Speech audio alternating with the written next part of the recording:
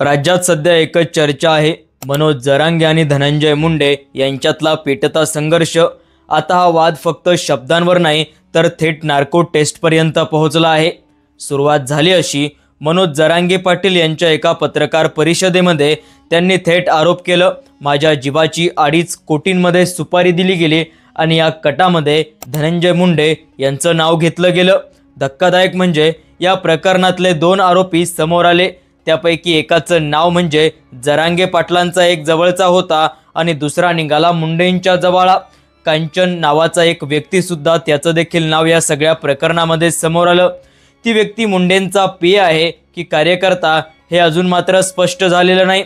याच आरोपानंतर राज्यामध्ये राजकीय तणाव पाहायला मिळाला.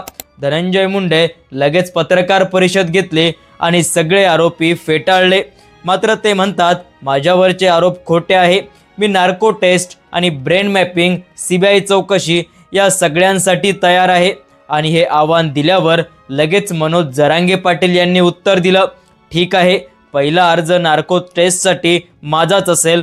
आणि गंमत म्हणजे मनोज जरांगे पाटील यांनी तो अर्जही दाखल केला. आता सगळ्यांचा एकच प्रश्न तयार होत आहे, धनंजय मुंडे अर्ज कधी करणार? मुंडेंना एवढी घाई कसली? किंवा आता लपवायसाठी काही गोष्टी समोर आहे का? कारण सध्या मुंडेंच्या नावावर अनेक वाद पेटलेले आहे. करुणा मुंडेंचं प्रकरण, वाल्मिक कराडचा वाद, कोर्टातले जुने केस, राजकारणातला त्यांना आता ग्रहण लागलंय असं देखील लोक म्हणत आहेत. आणि त्यातच आता जरांगे पाटील यांच्या आरोपांनी मुंडेंचं नाव पुन्हा एकदा चर्चेत आलेलं आहे. पण जरांगेंनी आता सामान्य कार्यकर्ता ते राहिले नाही. त्यांच्याकडे देखील 4 मजबूत टोकं आहे. पहिलं म्हणजे सरकारमधले काही मंत्र्यांचा आधार, दुसरं समाजाचा अविश्वास, तिसरं म्हणजे लोकांचा अपार पाठिंबा आणि चौथं म्हणजे मॅनेज न होणारा स्वभाव. यामुळे आजपर्यंत जरांगे कोणत्याच दबावाखाली आले नाही. या सगळ्या घडामोडीत पंकजा मुंडे यांचं नाव देखील पुढे आलं. कधी त्या जरांगेंच्या विरोधात बोलल्या, तर आता मात्र म्हणत आहे, मी मनोज जरांगे पाटील यांच्या विरोधात नाही. आणि मजेशीर म्हणजे जेव्हा जरांगे यांच्याबद्दल वाद पाहायला मिळाला, धनंजय मुंडेंवर आरोप झाले, तेव्हा मात्र पंकजा मुंडेंनी स्वतः जालना पोलिसांना फोन करून सांगितलं, जरांगे यांच्या सुरक्षेची काळजी घ्या. म्हणजेच आता पंकजा आणि जरांगे एकत्र दिसत आहे. त्याचबरोबर मुंडे मात्र एकटे पडलेत का, हा सातत्यानं प्रश्न देखील उपस्थित होत आहे. सुरेश धस, संदीप क्षीरसागर, प्रकाश सोळंके, पंडित साहेब यासारखे अनेक आमदार आता जरांगे यांच्या बाजूला उभे आहे.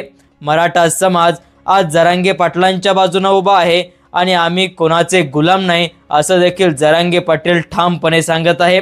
धनंजय मुंडे मात्र प्रत्येक स्टेजवर स्वतःचं स्पष्टीकरण देतात. कधी पंकजा मुंडेंच्या स्टेजवर तर कधी भुजबळांच्या स्टेजवर. पण लोक आता म्हणत आहे, बचाव चाललाय की प्रचार चाललाय? आता सगळ्यांचं लक्ष एकाच गोष्टीकडे आहे. जरांगे यांनी ज्या पद्धतीने नार्को टेस्टसाठी अर्ज केला आहे, तर धनंजय मुंडे आता अर्ज कधी करणार? सत्य कोणाचं उघडं पडेल, धनंजय मुंडेंचं की मनोज जरांगेचं? हे पुढचं पान आता चौकशीतून उघडं होणार आहे.